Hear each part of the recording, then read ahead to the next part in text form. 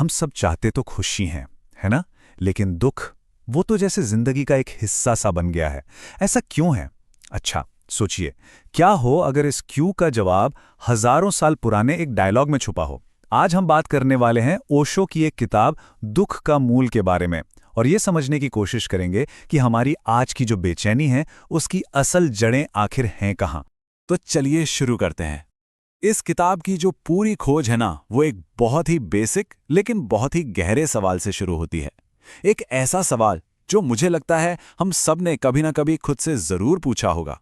सवाल ये है कि इंसान दुखी क्यों है?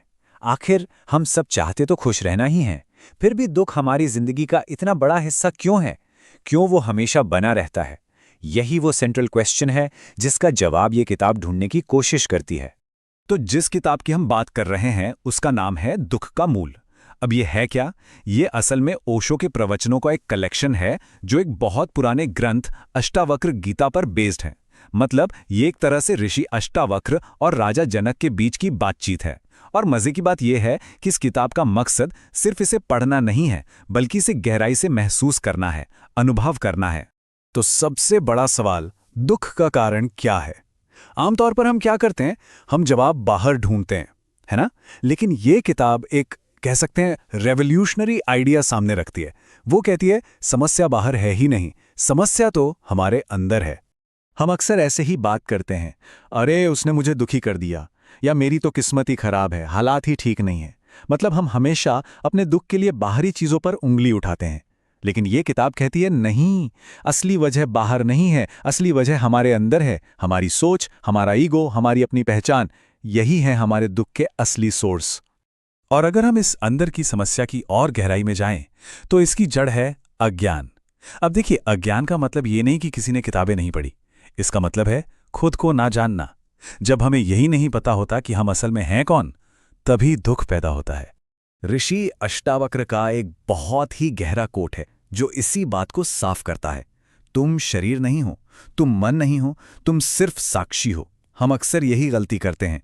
हम खुद को अपना शरीर मान लेते हैं या अपने विचार अपना मन मान लेते हैं, जबकि हमारा असली स्वरूप वो है जो इन सब को देख रहा है, एक ऑब्जर्वर, एक साक्षी। तो ये जो अज्ञान है, ये जो खुद को ना जानने की हालत है, ये असल में दिखती कैसी है? किताब इसे और आसान बनाने के लिए 4 हिस्सों में तोड़ती है। वो इन्हें दुख की 4 जड़ें कहती है। पहली जड़ है अहंकार, यानी ईगो, वो मैं वाली फीलिंग जो हमें सबसे अलग और सेपरेट महसूस कराती है। दूसरी है आसक्ति, मतलब अटैचमेंट, किसी चीज या इंसान से इतना जुड़ जाना कि उसे खोने का डर पैदा हो जाए। तीसरी है अपेक्षाएं, यानी एक्सपेक्टेशंस, अपनी खुशी के लिए दूसरों पर डिपेंड हो जाना। और चौथी और शायद सबसे जरूरी, पहचान की गलती, ये मान लेना कि हम बस ये शरीर है या ये मन है। तो बात सीधी है, अगर प्रॉब्लम अंदर है तो सल्यूशन भी तो अंदर ही होगा, है ना? लेकिन रुकिए, ये किताब आपको कोई 5 स्टेप्स टू हैप्पीनेस वाला प्लान नहीं देगी। इसका समाधान कुछ करने में नहीं है, बल्कि सिर्फ देखने के तरीके को बदलने में है, एक बिल्कुल नया पर्सपेक्टिव अपनाने में है। इस नए नजरिए का पहला हिस्सा है साक्षी भाव। इसका सीधा सा मतलब है कि अपनी जिंदगी में जो भी हो रहा है, अच्छे विचार, बुरे विचार, कोई घटना, उसे बस एक मूवी की तरह देखो, एक दर्शक बनकर, बिना जज किए कि ये अच्छा है या ये बुरा है। दूसरा है ध्यान, यानी मेडिटेशन। लेकिन यहां ध्यान का मतलब ये नहीं है कि मन को जबरदस्ती पकड़कर शांत करो। नहीं, इसका मतलब है बस अपने विचारों को देखो, उन्हें आने दो, जाने दो। जब हम बस देखते रहते हैं ना, तो मन धीरे धीरे अपने आप ही शांत हो जाता है। और तीसरा नजरिया है स्वीकार, यानी एक्सेप्टेंस। इसका मतलब है जो जैसा है उसे वैसे ही अपना लेना, पूरी तरह से, जिंदगी से लड़ने के बजाय उसके फ्लो के साथ बहना। ये जो लाइन है ना, विरोध ही दुख पैदा करता है। ये एक तरह से पूरी बात का निचोड़ है। प्रॉब्लम असलियत में नहीं है, प्रॉब्लम है असलियत को लेकर हमारे विरोध में, हमारे रेजिस्टेंस में। शांति तभी मिलती है जब हम विरोध छोड़कर स्वीकार करना सीख लेते हैं। तो कुल मिलाकर देखें तो ये किताब एक ही तरफ इशारा कर रही है कि असली सफर बाहर की दुनिया का है ही नहीं, असली यात्रा तो अंदर की है। अच्छा, तो सवाल उठता है कि क्या ये किताब सबके लिए है? देखिए, इसके फायदे तो साफ हैं। ये जिंदगी को देखने का एक बहुत ही गहरा, एक बिल्कुल अलग नजरिया दे सकती है। लेकिन इसकी कुछ कमियां भी हैं। जो लोग फिलॉसफी में नए हैं उनके लिए ये थोड़ी मुश्किल हो सकती है, और अगर कोई ठोस हाउ टू वाले स्टेप्स ढूंढ रहा है तो वो शायद यहां नहीं मिलेंगे। तो फिर ये किताब है किसके लिए? ये उन लोगों के लिए है जो जिंदगी के बड़े सवालों के जवाब ढूंढ रहे हैं, जो सच में मानसिक शांति की तलाश में हैं। एक बात साफ है, ये कोई लाइट मोटिवेशनल किताब नहीं है, ये एक गहरा फिलोसॉफिकल एक्सपीरियंस है। तो इस पूरी बातचीत का जो सार है, जो कोर लेसन है, वो क्या है? वो ये है कि दुख से भागो मत, उससे समझो।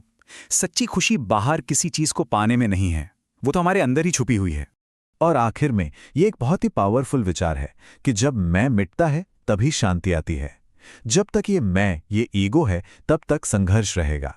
जब ये मैं का भाव घुल जाता है तभी असली शांति महसूस होती है। तो सवाल बस इतना सा है कि क्या हम सब उस मैं को पिघलने देने के लिए तैयार हैं? नमस्कार। आज हम एक ऐसे सवाल पर बात करने वाले हैं जो शायद हम सब ने कभी ना कभी खुद से पूछा होगा। ओशो की शिक्षाओं के आधार पर हम ये समझने की कोशिश करेंगे कि हमारे दुखों की असली वजह क्या है और क्या इनसे बाहर निकलने का कोई रास्ता है। तो चलिए इस गहरी यात्रा पर साथ चलते हैं।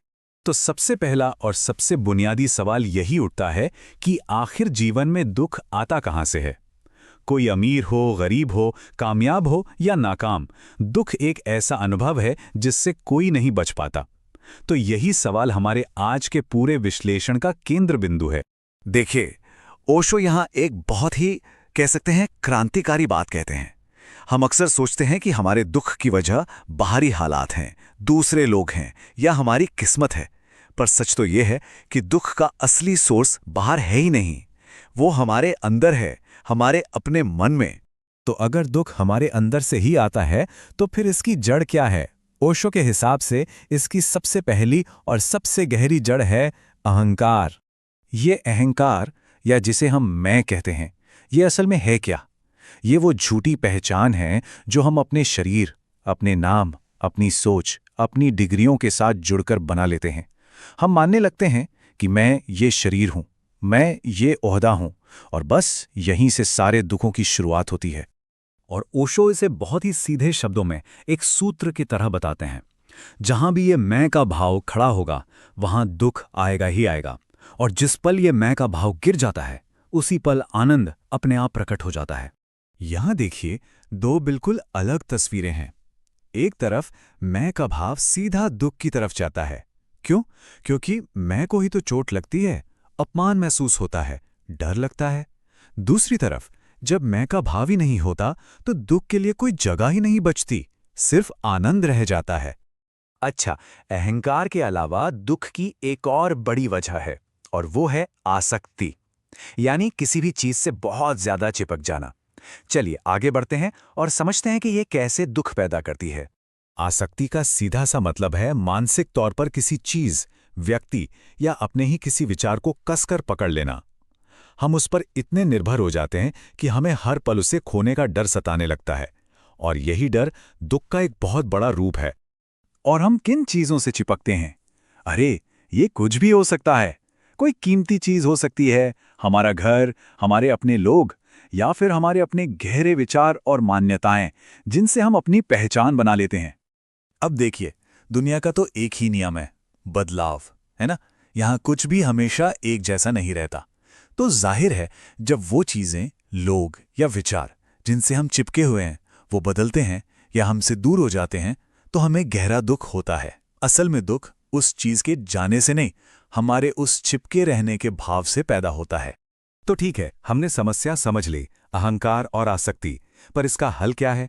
यहीं पर ओशो एक बहुत ही खूबसूरत रास्ता दिखाते हैं, जिसे वो कहते हैं साक्षी भाव। साक्षी भाव का मतलब क्या है? इसका मतलब है अपने ही विचारों और भावनाओं को थोड़ी दूरी से देखना, जैसे कोई दर्शक एक नाटक देख रहा हो। आप अपने विचारों की नदी में बह नहीं जाते, बस किनारे पर खड़े होकर उन्हें आते और जाते हुए देखते हैं, बिना ये फैसला किए कि क्या अच्छा है और क्या बुरा। ये प्रक्रिया सुनने में बड़ी आसान लगती है। पहला कदम है, बस अपने मन में चल रहे विचारों को देखो। दूसरा, और ये सबसे जरूरी है, उनसे जुड़ो मत। न उनका विरोध करो, न उनका साथ दो, बस उन्हें मेहमान की तरह आने और जाने दो। नतीजा, मन धीरे धीरे अपने आप शांत हो जाता है। हमारा मन एक पेंडुलम की तरह है ना? या तो गुजरे हुए कल की यादों में झूलता है, या आने वाले कल की चिंताओं में। साक्षी भाव क्या करता है? वो इस पेंडुलम को रोककर ठीक बीच में, यानी वर्तमान के इस पल में ले आता है, और वर्तमान में ना कोई पछतावा है, ना कोई चिंता। और जब कोई इस तरह साक्षी भाव में जीना सीख जाता है ना, तो उसे एक ऐसी आज़ादी का अनुभव होता है जो बाहर की दुनिया में कहीं नहीं मिल सकती।